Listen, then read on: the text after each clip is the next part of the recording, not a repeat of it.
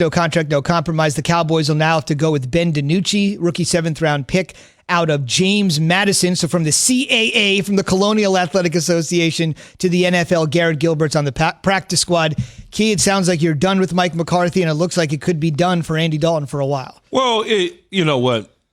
I said at the beginning of the season, I think if they lost 1 or 2 games or something like that several weeks ago, that if the Cowboys somehow don't win this division and wind up missing the playoffs, then there's a strong opportunity and a chance for Jerry Jones to be done with him as well and move in another direction. Clearly, to me, this is just an outsider looking. They've lost a number of players for a number of reasons, whether it's injuries, whether it's opting out, whatever the case may be. Set that aside for a minute. Okay. Lackluster play. No enthusiasm. People coming out of the locker room talking about the way that they're being coached. Unnamed sources. All of those sort of things. Then you look at yesterday even more. They don't come to the aid in the defense of their quarterback. Nobody.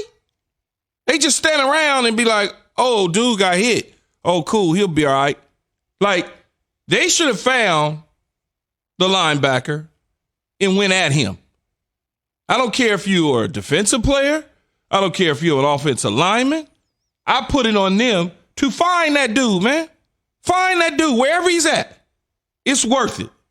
It's worth it. It's worth it to get kicked out, and it's worth it to be suspended when that sort of thing happens to your quarterback. Period. I've never been on a team where something like that has taken place and there wasn't some sort of retaliation by a member of our team to that individual. I've been in it myself. I watched the late Terry Glenn, who played with me in Dallas. We're playing against the Cleveland Browns. He's on the ground. Earl Little comes and dives on him, spears him. I'm coming from a distance. I see it. I run over there and slightly move Earl Little along with my leg. Little contact with my leg. You know, I took some points off the board, but to me, it was worth it because I'm not going to sit there and look at my teammate on the ground while somebody spear him. I'm not going to do that. This dude, they could have done anything to Andy Dalton. Well, Key, that's the point. Ain't nobody on that team built like you. Yeah, I'm not. This is a leaderless, rudderless team. And what a toxic work environment. Like, what a dysfunctional family. You know, when you talk about team, you hear a lot of coaches use those analogies. Well, we're a family. And I know it's hard for that to translate to professional sports because guys are getting paid. Yeah. But, Key, we know it is. Nobody in that team likes each other. If you liked each other, you would respond for one another. Well, see, I don't know if it's a dislike for each other opposed to checked out. Like, they could already be checked out mentally. So no matter what the situation is, they don't really care. But see, I could be checked out of my work environment, but if I rock with you as my boy, if I see that happen to you, I'm going to respond. Even if I'm checked out, I might respond even crazier. It feels like, I don't know. It's the second QB I've watched being helped off the field for a team that you would think that would make them come closer together, but it seemed like it's piercing them further and further apart. I actually thought they were going to play better with Andy Dalton than they played since Andy Dalton has taken over. But the fact of the matter is, you allow somebody to just basically knock your quarterback out the game with a dirty, illegal hit, and you all stood around and did nothing about. Like, that doesn't happen, man. Like, no. I've never been on a team. I've never experienced and been on a team, whether it was me or anybody else, that would stand for that. Like, nobody. Nobody. Especially, what do you think on average the amount of time Andy Dalton has when he drops back into the pocket? 1 Mississippi? I mean, so think about it. If your O-line is already decimated, it doesn't. I'm just saying, your QB is already getting his head knocked off, and then that happens.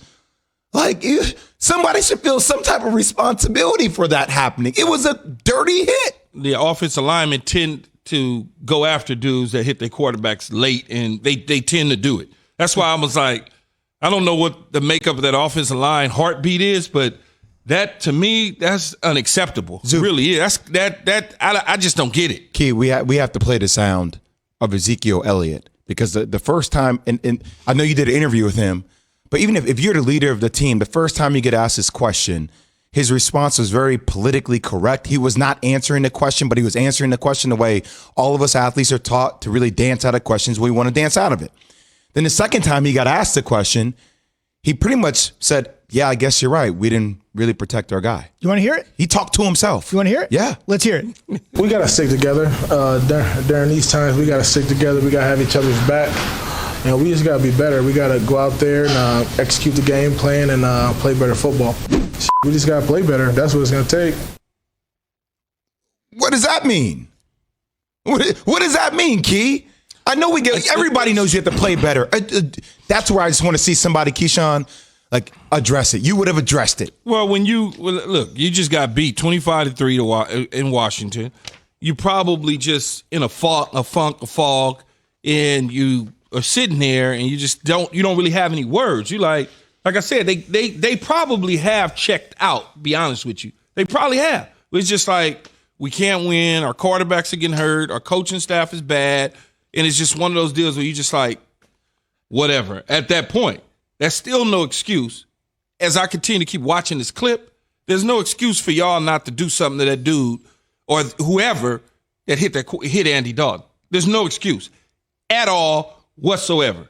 If that is to happen to your teammate, you need to do something about that. You could be as checked out as you want. You're 2-5, and you still have a chance to win the division. Like that, if we're as bad as that's why I don't understand. If any player, this is how we look at it, right? Well, this is us at our worst, and we can still win the division. Wouldn't you try to corral around that? They probably don't believe they can still win the division, though. Look at the division. They probably don't believe that, though, Jay. That's crazy, though, Key. They can't beat Washington. Think about it. Atlanta gave them a gift. Atlanta gave them a gift. Well, they give a lot of people gifts. If Atlanta didn't give them that gift, that's another L on their record. They're not blind. They see what they have. They know what's out on the field. They're in the building. It's not a very good football team. They're not a good football team whatsoever. They might, if it wasn't for the Jets, they might be the worst team in the league. Yeah. If it wasn't for the Jets, they may be the worst team in the league, wouldn't you say? I would agree. A couple of notes of context for those that didn't watch the game. Maybe you were watching your favorite team. You were out and about doing a bunch of things. When Dalton got hurt, it was 22-3. So anybody that wants to make the excuse that, hey, it was a game, Dalton got knocked out, what are you going to do with the rookie 7th-round pick? It was 22-3 when he got knocked out. Again, right now, the Cowboys quarterback's on their roster at this very second. Ben DiNucci, rookie 7th-round pick, started his career at Pittsburgh, went to James Madison. Garrett Gilbert's on the practice squad. The Cowboys scouts know him well. He played collegiately at Texas and Southern Methodist. They've had their eye on him for a while. But DiNucci's 23. They'll go with them now. If they want to trade to get a quarterback, the NFL's trade deadline, November 3rd. Kaepernick, he might want to play. At 4 p.m. Eastern. That'll never. Never. November 3rd at 4 p.m. Eastern. If you want Colin Kaepernick or anybody else, much more Cowboys discussion coming up at the top of the hour. They'd rather go. Never mind. Go ahead. I'm just trying to rescue you. November 3rd. Vote. I didn't say that. Much more NFL discussion on what the Cowboys should do with our GM, Mike Tannenbaum, has been in the hot seat. He's coming up at 7 a.m. Eastern. Okay, just a reminder, Keyshawn J. Will Zubin presented by Progressive Insurance. Progressive celebrating 8 years of donating cars to veterans in need. Learn more at keysatprogress.com. And a Rosarena scores! I have never seen anything like that in my life. Now it's a 3-game series. Our focus has to turn to win tomorrow. Well, this is the mindset that they have to come out with tonight. We got to score as much as possible because it's never over. Yandy Diaz with a triple. Rosarena, that's his 27th hit in the playoffs. Muncy crushes it, and the Dodgers win 4-2 to take a 3-2 lead in the World Series. That's Dan Schulman last night on ESPN Radio. The Dodgers are 1 win away from their first championship thanks to one play that may have turned the tide of the series, not to mention last night's game. And that was the attempted steal of home by Manuel Margot. First attempted straight steal of home in the World Series since 1982. I want to dig into that with Buster Olney, who's brought to you by Skechers. Experience unreal comfort with Skechers exclusive air-cooled memory foam for the whole family. Skechers, comfort included. Buster, good morning.